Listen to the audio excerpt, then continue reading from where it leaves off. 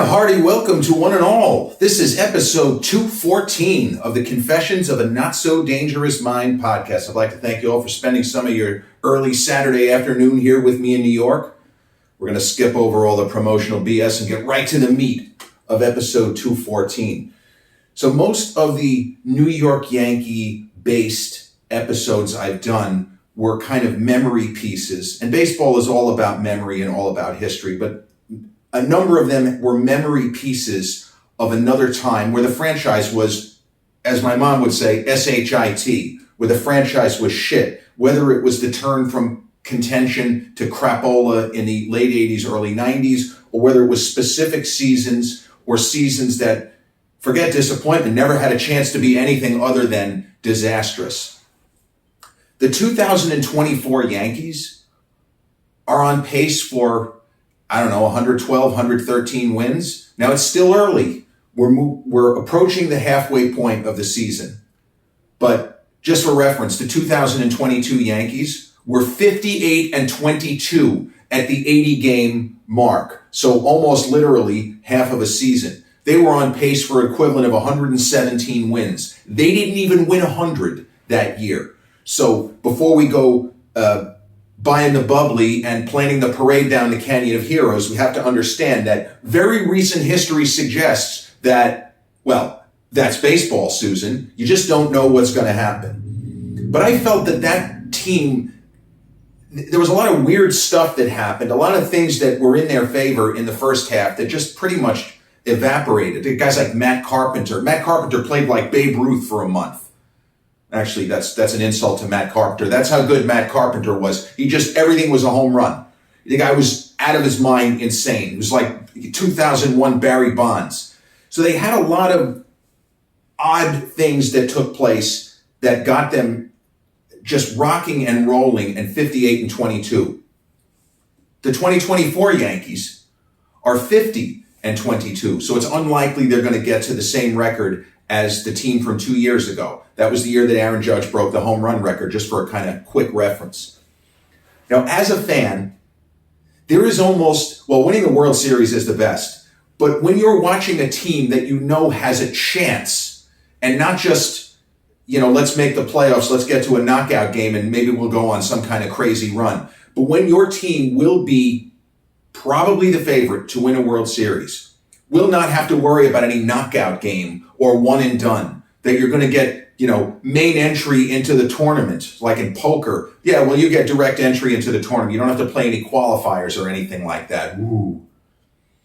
But this Yankee team, to my eyes, this appears to be the strongest squad that they fielded in 26 years. And 26 years ago was, young people, it's just history to them and reading about it. It is a fabled team, the 1998 New York Yankees. One of the ironies of the 98 Yankees, the team ended up winning 114 games in a very stacked American League East. And the American League as a whole was very, very strong that year. They won 114 games, and they ended up winning the World Series. They lost only 2 games in the postseason. So their final record, if we want to do such things, was 125-50. Well, one thing that was not funny at the time, it was a legitimate discussion point. But now when you look at it, you say, well, they got that one wrong. So there was a lot of talk that the 98 Yankees were just crushing everybody. And they were actually on pace for over 120 wins. They were 61-20 at the 81 game mark. 61-20. They were on pace for 122 wins.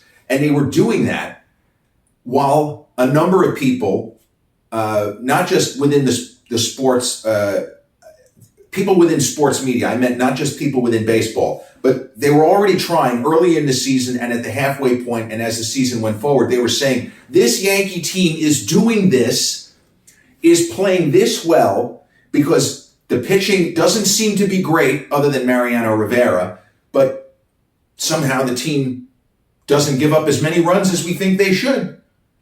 And the hitting doesn't appear to be spectacular. And what can you stop them? 6 runs here, 8 runs there. They just had chunks of the season where they were winning 18 out of 20, 9 out of 10. They only lost, I think, 4 home games all season to teams with losing records. These were just fucking stupid statistics. It may not have even been as many as 4. It was completely insane. But one element which got a lot of play in the media at the time, now it would have gone viral and there would have been more intense discussion. But there was a lot of chatter of the idea that on the Yankees' basic set 25-man roster, unless it was still 24, but we're going to say it was a 25-man roster, that they were doing all this, they were having this unbelievable season without any surefire Hall of Famers on the roster. Now, I don't know what is meant by a surefire Hall of Famer, because as we found out, 1998 was right in the teeth, the meat of the steroid era. So there were no surefire Hall of Famers, because I'll tell you who was a surefire Hall of Famer in 1998 who had never taken any kind of pharmaceutical enhancement. Roger Clemens, Barry Bonds.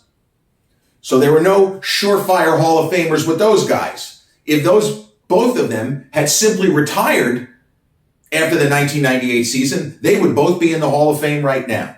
So there's your surefire Hall of Famer. But the idea was the Yankees had a lot of great players, but there wasn't anybody at that time that they were comfortable saying, this is a future Hall of Famer. Ironically, an obvious future Hall of Famer who had already had a Hall of Fame career, performed at a Hall of Fame level for a very long time, was now on the downside of his career, Tim Raines. Tim Raines is in the Baseball Hall of Fame. I guess they didn't think that he was going to make it, or I don't know, somehow he was not thought of, maybe because he wasn't a starter. Okay. But that Yankee team had prime Derek Jeter and super prime Mariano Rivera. The problem was it was only the 3rd full season for each. And nobody knew that Derek Jeter was going to do what Derek Jeter did for the next 15 years. I mean, Derek Jeter, as late as 2011, 2012, was still cranking out near prime seasons, even as he got into his late 30s. And Mariano was Mariano. Mariano was the best to ever do it, best reliever in baseball history, one of the most effective pitchers in baseball history.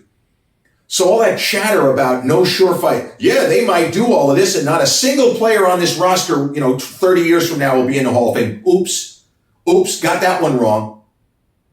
But there is no way to predict. That's why that sort of argument is weird. Now, if you want to ask me from a contemporary perspective, sitting here right now, here's a hot take. Here's something that a lot of people wouldn't necessarily think of.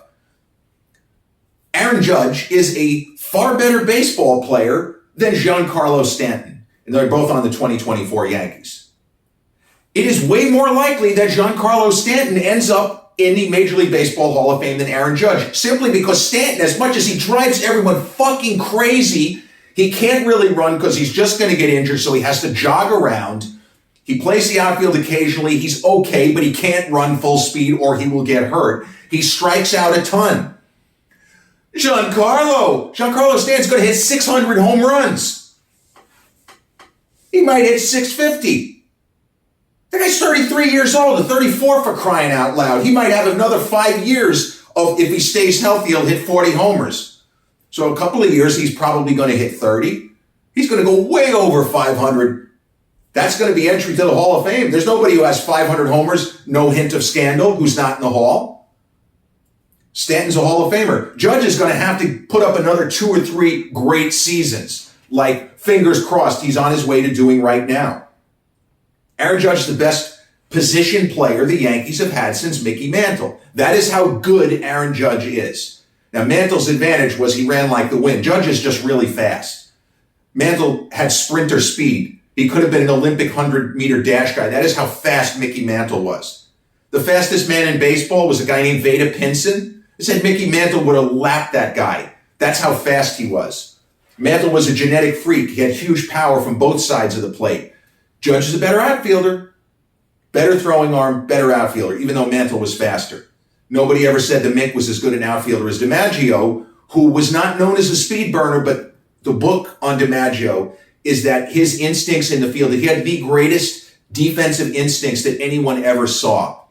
He had a radar sense as soon as a ball was hit. They said, Joe, you never saw Joe make a difficult catch because he was always standing in front of it because he got the best break that we ever saw. He somehow knew the spin of the ball, the rate.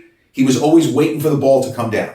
But the idea is you start going into these conversations about this hall of that. The 1985 Yankees, okay? 1985, another painful season, although I was too young to, I remember it, but I was 10, 11 years old. I didn't get to see a ton of games because I had to go to sleep all the time. The Yankees played a lot of night games. It started at 8 p.m. back then. But that Yankee team got to 97 wins. They finished just shy of the division title. The Blue Jays beat them out. They actually went into Toronto. They needed a sweep in Toronto to tie. They would have had like one more game or something. I think both teams ended up only playing 161 games. They would have both had the kind of dance of death on the final day. The Yanks won the Friday night game. They got blown out in the Saturday game. But the 1985 New York Yankees, okay? This is where the benefit of history and hindsight, you can say things and point out, well, it was fucking stupid to talk about no Hall of Famers. The 1985 Yankees, out of their 25-man, their basic roster, which I'm pretty sure was 24 then, but again, we'll call it 25. Hall of Famers on that team: Phil Niekro, Knucksy, Ricky Henderson, Dave Winfield. They had two other guys who should have been Hall of Famers were it not for injury and not quite becoming, or not having a long enough prime. Could almost actually flip that. Don Mattingly and Ron Guidry. No one who ever watched the Don Mattingly of 1985 play, watch him be an absolute magician at first, 170-pound guy hitting the ball 430 feet, hitting 30-plus home runs and striking out maybe 40 times. Donald Arthur Mattingly, the hitman, Donnie Baseball, that was a guy who was supposed to be a Hall of Famer. And Ron Guidry, Ronald Arthur Guidry, I think was his name. Was it Ronald Vincent Guidry? I don't even remember. But Ron Guidry got started too late. He didn't have his first prime year till he was 27. And unfortunately, oddly enough, he won 22 games in 1985. Fastball was pretty much gone. Guidry was a guy who was 170 pounds, dialing it up to 98, 99 miles an hour. And he had a slider that went like this. The Gator. Louisiana Lightning, top 10 greatest baseball nicknames of all time. Louisiana Lightning. The 18 strikeout game. We're almost up to the, what would it be? The 46th anniversary of Guidry's 18th strikeout game will be June 18th. So that Yankees team had three actual Hall of Famers and two guys who should have made it, had it not been for the circumstance and timing of Guidry and the bad luck of a back injury at age 26 with Donald Arthur Mattingly. So that was like 20% of the roster Hall of Famers or Hall of Fame caliber people who were, in the case of Mattingly, right in their prime. It doesn't always translate. Be nice if it did. But this Yankees team, you actually say, well, who has a shot at the Hall of Fame? Well, Garrett Cole. He just won a Cy Young. He's been one of the best pitchers in baseball for a decade. That's a guy who has a shot, for sure. Aaron Judge. If he keeps playing to this level, he is a potential Hall of Famer, and Giancarlo Stanton, who will hit 550 home runs, maybe 600. If Giancarlo just has a couple of years where he hits 35 and strikes out 200 times and draws 100 walks, we'll take it. I mean, Giancarlo's a perfect Moneyball player. He's a better Dave Kingman at the plate. I mean, he's obviously a way better athlete than Kingman. But Kingman was a guy who was ahead of his time. He hit 40 homers, strike out 180 times. But he drew walks. They always pitched around him. Kingman also couldn't field. Giancarlo Stanton is Willie Mays in the field compared to Dave Kingman. Wherever you put Dave Kingman, he sucked. He was terrible at first base, and anywhere in the outfield, he was terrible. But man, could he hit the ball a mile. They didn't call him Kong for nothing. But that 1998 Yankee team, watching them all year, and with the understanding that no matter how many games they won in the regular season, whether they won 120, 110, if they slumped and ended up at 106, no one was going to remember that team unless they won a World Series. And that was a theme, because 98 was an incredible season for baseball. That's when the fans all really came back. Now, They didn't know that McGuire and Sosa were on significant pharmaceutical enhancements. Well, I mean, people like me knew. But the fan at large, they were just told, well, there's new products like creatine and vanadyl sulfate and some testosterone boosters. Come on, let's be real. But people came back, and as a fan, even if I was pretty sure that McGuire was not the same McGuire from his rookie year, was still a huge man, but 40 pounds lighter, the excitement of the game and so many people coming back who had sworn off baseball because of the strike in 94. Not so much Yankee fans, because the Yanks made the playoffs the first year after the strike in 95, and that really got the fans into it. And then they won the World Series in 96. So Yankee fans had come back almost entirely.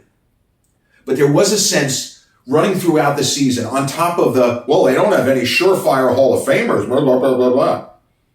There was a sense, and it was legitimate. And Mike Lupica and other sports reporters of the day, Marty Noble, guys like that, they all said the same thing.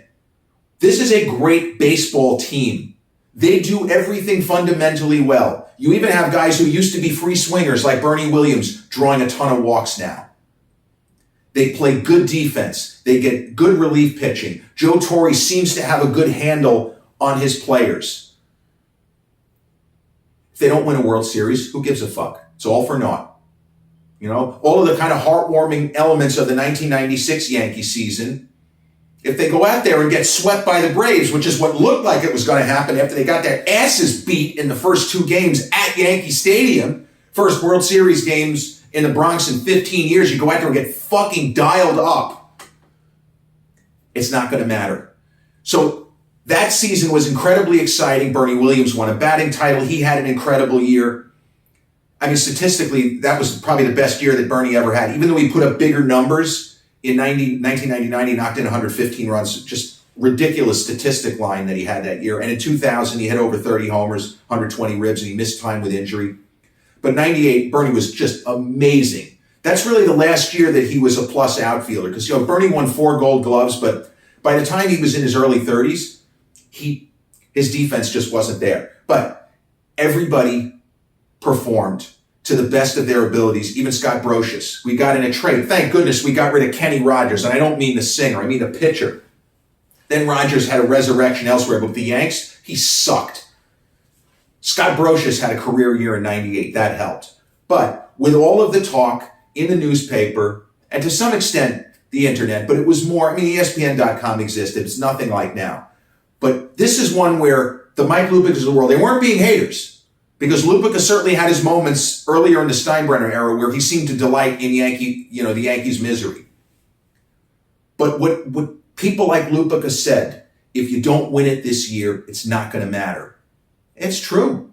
Because 3 years later, the Seattle Mariners won 116 games and they ran into the New York Yankees in the championship series. The Yankees beat them. Thanks to Roger Clemens, thanks to Bernie Williams, and the kind of little last remnants of the magic of the old ballpark, of the house that Ruth built, mystique and aura, as Curt Schilling jokingly said, but then it ended up being true.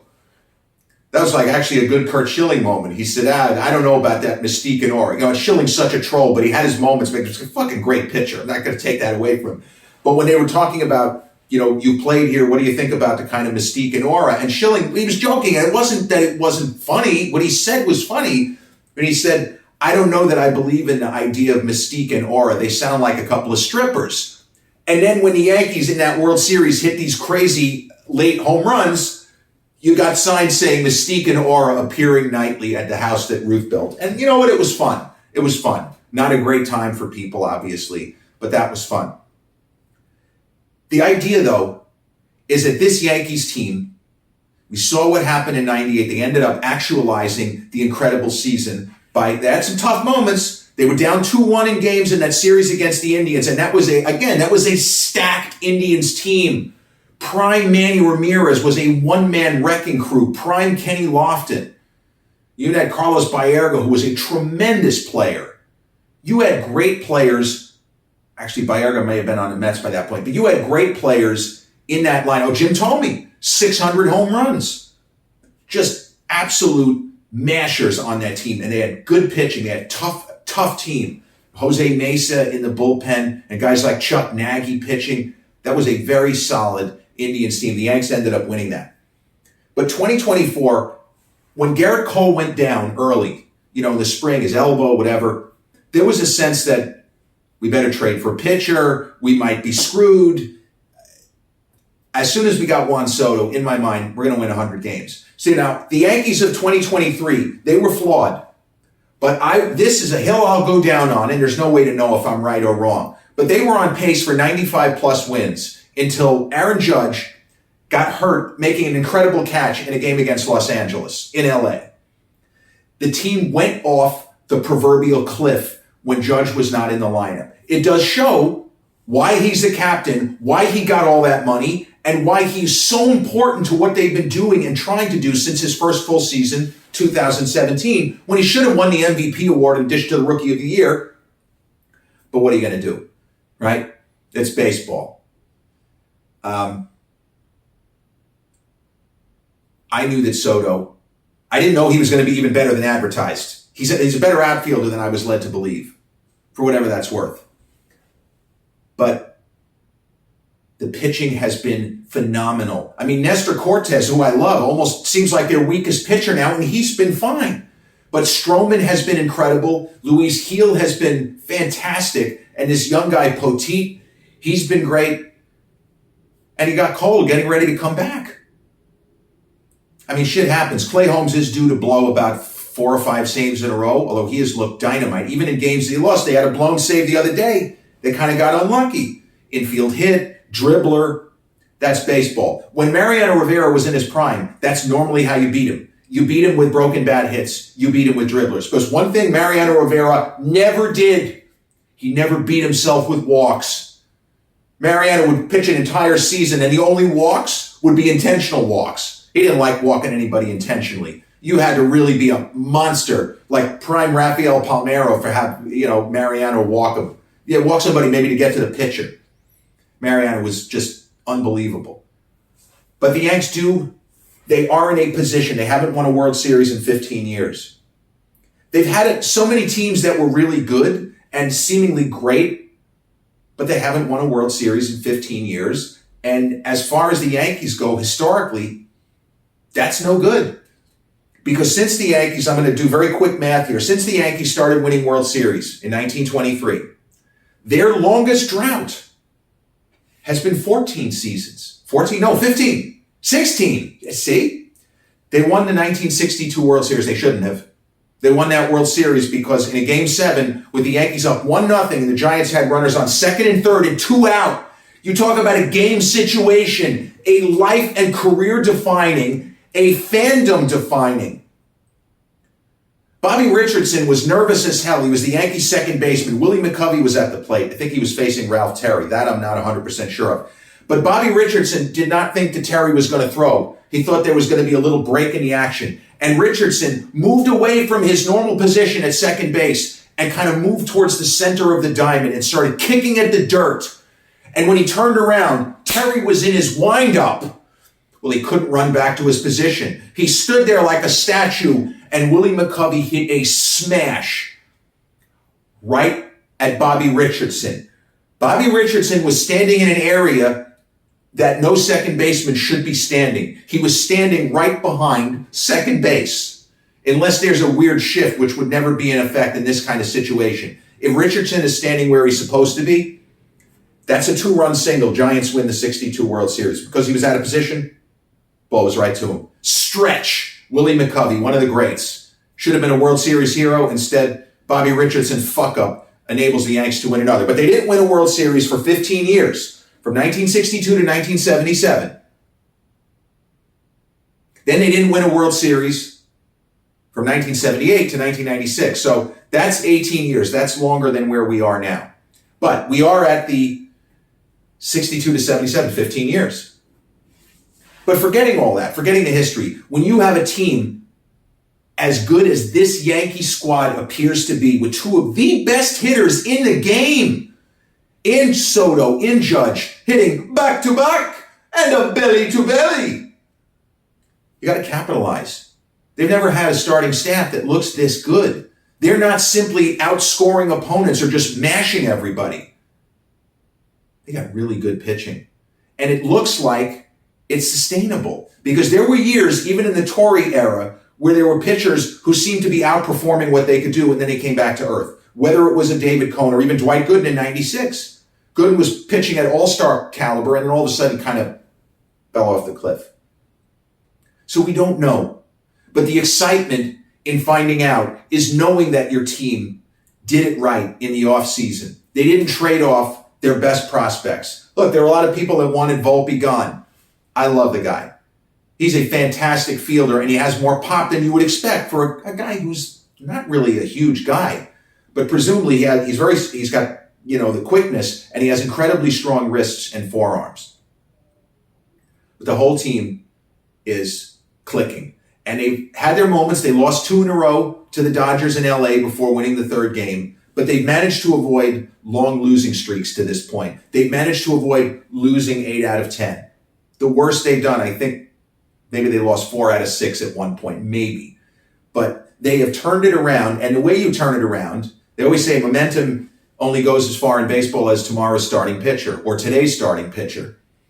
And the Yanks are throwing guys out there who are fantastic and have been fantastic every day. There's no dead weight in this rotation. There's no Kenny Rogers throwing batting practice every 4th day or 5th day. There's nothing. There's no Jeff Johnson and Wade Taylor in 1991 throwing 95-mile-an-hour batting practice. Well, not so much Cammy. Cammy was okay, but Wade Taylor was a guy with an unbelievable arm, but he had huge stretches of the 1991 season where he was just getting pounded. But they didn't have anybody else. Farm system was not so good. They couldn't just, we'll send him down and call up. So no, that's who you have. He's going to have to pitch. I do hope that the team at least makes a deep playoff run. They had their moments. They had a real shot in 2017. The 2019 Yankees, ironically, were a way better team than the 2017 Yankees. The 2017 Yankees got closer. They actually got a 3-2 lead in games after Game 5. The 3 incredibly exciting games at Yankee Stadium that the Yankees won. And then it went to Houston and they lost both. That was a game where each team held serve at home. The Astros won 2 in Houston, the Yankees won 3 in New York, and the Astros won the last 2 in Houston. And 2019 was awful. That was a series, that was a winnable series, just didn't get it done. And you win the first game in Houston, you go out in 6, horrendous. Even though it was very exciting, they tied Game 6 in the 9th inning, and then, the infamous home run that Aroldis Chapman gave up. Fucking joke. Anyway, nobody knows what's going to happen. As far as what I would say is the best Yankees team overall that did not even make it to the World Series in a season where it seemed they were destined to, 2002. There's something to Google. Google the 2002 Yankees. That was a team that had a so-called 4-ace rotation. Mariano was still pretty close to his prime, if not still in his prime. Pettit was still great. They had big pitchers, but the idea was they had Messina, was in his prime, Pettit in his prime, David Wells, not far from his prime, Roger Clemens, still amazing.